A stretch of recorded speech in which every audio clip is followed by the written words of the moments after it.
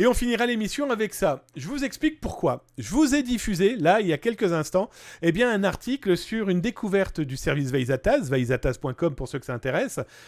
Quelle est l'histoire ? Le service Veizataz a découvert, avec l'équipe, on a découvert en fait qu'un pirate informatique était en train de commercialiser, alors pas des dizaines, mais des centaines de milliers d'accès à différentes boutiques, dont une boutique que lui-même affirme.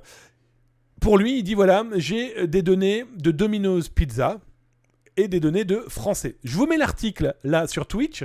Vous aurez le descriptif si tu regardes sur YouTube là dans quelques instants en dessous, après avoir fait petite cloche, petit cœur, petit ce que tu veux avec un petit message. Ça fait par contre ça drôlement plaisir. Et il explique qu'il a accès à 200 000 comptes clients de ce restaurant, de cette chaîne de restauration rapide de pizza. Alors, nous, on a regardé, on a réussi à récupérer plus de 200 000 comptes, je vais être très honnête avec vous. On a commencé à regarder un petit peu qui c'était, qu'est-ce qu'il y avait dedans. On a quelques mairies, on a effectivement quelques mairies, on a quelques éléments différents étatiques. Donc, on a prévenu les pays dédiés. En tout cas, pour la France, on a prévenu l'ANSSI, ça c'est sûr. Pour les autres cas, parce qu'il y avait d'autres bases de données, on a prévenu la Belgique, on a prévenu le Québec, etc., peu importe. C'est quand même, là, pour le cas français, 208 170 adresses électroniques et adresses mail. Alors, pour nous, c'est pas Domino's Pizza qui a été piraté, soyons très clairs. C'est plutôt, il y a de fortes chances que ça soit de la collecte d'informations, de la collecte sous forme de combos, d'autres lieux d'espace numérique qui ont été préalablement piratés. Et donc, ce pirate collecte par société, et après, il revend ou il offre en échantillon ces données. Alors la question maintenant se pose, mais pourquoi fait-il ça ? D'abord, pourquoi il offre ? Moi, la supputation du sujet, c'est que comme Domino's Pizza a changé, comme McDonald's il y a quelques temps, souvenez-vous de la révélation de Zataz, McDo a changé l'intégralité de ses mots de passe suite à une infiltration informatique qui n'a pas réussi à 100%, parce que souvenez-vous, je vous avais montré les pirates informatiques qui demandaient comment déchiffrer ce qu'ils avaient pu voler, donc ça, génial. Mais au moins par sécurité, McDo avait changé les mots de passe, Domino's Pizza a fait ça dernièrement. Je peux présumer que le pirate informatique, ayant constitué cette base de données qu'on a pu lui voler, il l'a constituée au mois d'avril 2022. On peut présumer que depuis 2022, avril, jusqu'à là, il y a quelques jours, il a tout simplement utilisé, comme un citron, il l'a pressé. Et puis le jus, les pépins, tout, il a utilisé un maximum. Et puis il a très certainement dû se voir que ça fonctionnait plus ensuite. Et donc, il a plus qu'à définir les échantillons. Sauf que derrière ces mails et ces mots de passe, il y a peut-être des accès à d'autres espaces numériques, dont les cartes de fidélité. Et Voice2Nine, Vince, tout à l'heure, on me posait la question, c'est est-ce que je dois détruire mes cartes de fidélité, etc., etc. L'intérêt des pirates informatiques, c'est que la carte de fidélité lui rapporte de l'argent. Ça lui rapporte du pognon. Alors là, pour répondre à eVibes qui me pose la question, je viens de modifier mon mot de passe Domino's, même si ça faisait 4 ans que je ne l'avais pas utilisé.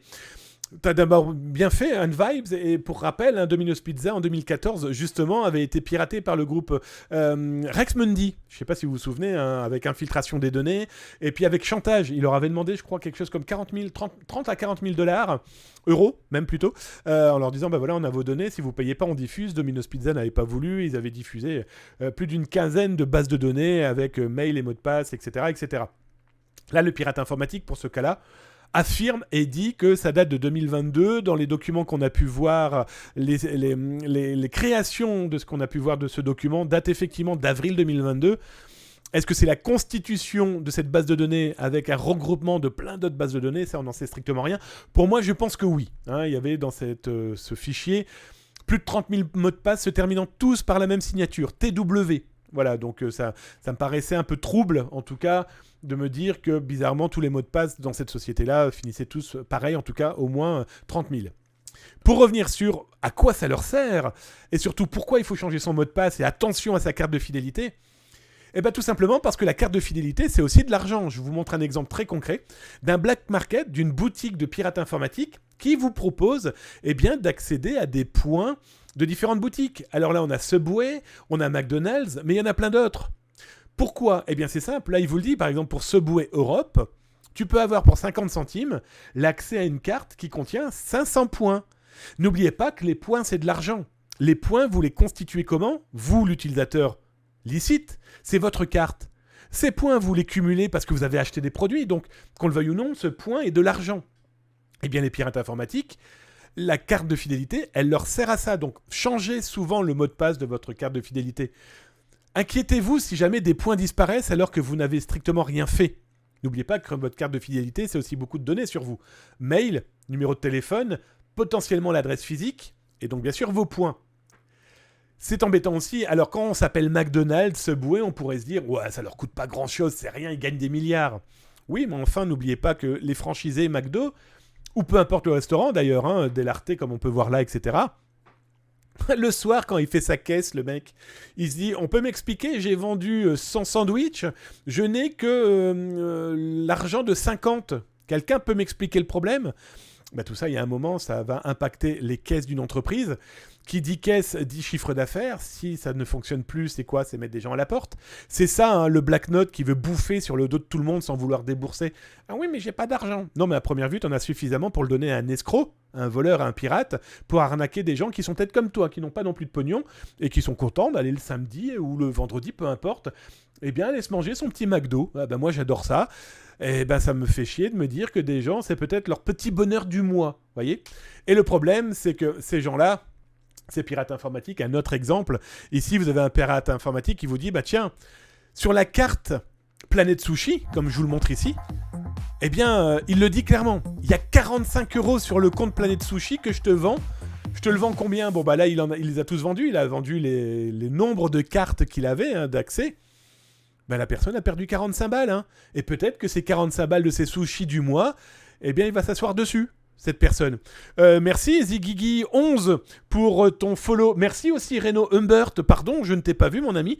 Merci pour vos follow, les amis. Et merci, les amis, aussi, pour m'avoir tiré votre chapeau. Je viens de voir ça à l'instant.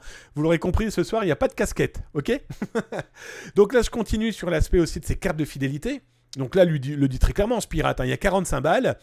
Il est en train de voler 45 € à l'entreprise et au porteur officiel de la carte. Un autre exemple, plus classique, là c'est les programmes de fidélité pour la télévision. Je vous passe. Là, après, on a des vrais groupes structurés, des vrais groupes de pirates informatiques. Ils ne se sont spécialisés que dans ce genre de cartes de fidélité. Alors vous m'excuserez, j'ai caviardé, vous l'aurez compris, comment les joindre, comment les contacter. Sur le web ou le dark web, peu importe. En tout cas, l'idée n'est pas de les contacter. En tout cas, si vous les contactez, assurez-vous que vous finirez un jour ou l'autre, en tout cas devant le juge. Et si on a la possibilité de le faire, on le fera, de vous poursuivre. Parce que moi, ça me choque, hein, je ne vous cache pas. Je connais plein de familles qui n'ont que ça pour inviter les gamins, au moins une fois par mois, aller chez McDo. Je prends cet exemple-là parce que qu'on le veuille ou non, il y a plein de mômes qui sont contents d'aller manger leur petit McDo, d'aller jouer dans les jeux, etc. Et ben, papa, maman vont dire, bah, écoute, passe-moi ci, mon chéri, on s'est fait pirater notre carte parce que quelqu'un s'est dit, tiens, je vais la revendre. Enfin bref, donc là, une boutique. Alors cette boutique-là, c'est totalement spécialisé. Là, on est plus en Amérique du Nord. Mais là, la spécialisation, ce sont des dizaines de possibilités de cartes de fidélité. Donc là, je vous montre par exemple pour la bouffe. Vous avez aussi pour l'essence, vous avez aussi pour la bouffe, donc je viens de vous le dire, mais aussi pour le cinéma. Souvenez-vous, je vous en ai parlé il y a 1 an, à Montréal justement, où tu avais des pirates informatiques qui s'étaient spécialisés dans certains groupes de diffusion de films, parce que les cartes de fidélité permettaient d'avoir des prix à bas prix, justement, mais aussi accéder au bon bec, aux bonbons, d'accéder au popcorn, peu importe. Tout ça se revend. Quand vous regardez que vous pouvez avoir accès à certains cartes de fidélité, là, lui, il vend ça même pas $1. Il lui en reste 517 en stock, comme on peut le voir ici. Là, il a, par exemple, pour cette chaîne-là, 287. Vous voyez, c'est devenu des véritables boutiques de folie. Et là aussi, par exemple, pour les vêtements. Donc voilà, les cartes de fidélité, ne pensez pas que c'est c'est pas bien grave, dans sa poche, comme ça, quel est l'intérêt du pirate de me la voler? Ben voilà, vous avez un exemple très concret. Dites-vous que les pirates informatiques sont capables de tout voler. Donc le service veille, veizatas.com par exemple, c'est aussi un élément qu'on est capable de retrouver. Il y a pas mal de gens qui nous disent « Mais comment vous faites pour le service Veizatas? Qu'est-ce que vous pouvez mettre sur veille ?» Eh bien, je connais personne... Alors, je fais une petite promo gratuite rapide. Hein, mais il n'y a aucun autre service au monde qui propose, par exemple, de retrouver votre carte de fidélité qui a pu être potentiellement piratée et qui n'est pas encore utilisée. Bref, n'hésitez pas. Mais surtout, la priorité, n'hésitez pas à changer votre mot de passe fréquemment. Vous voyez clairement pourquoi.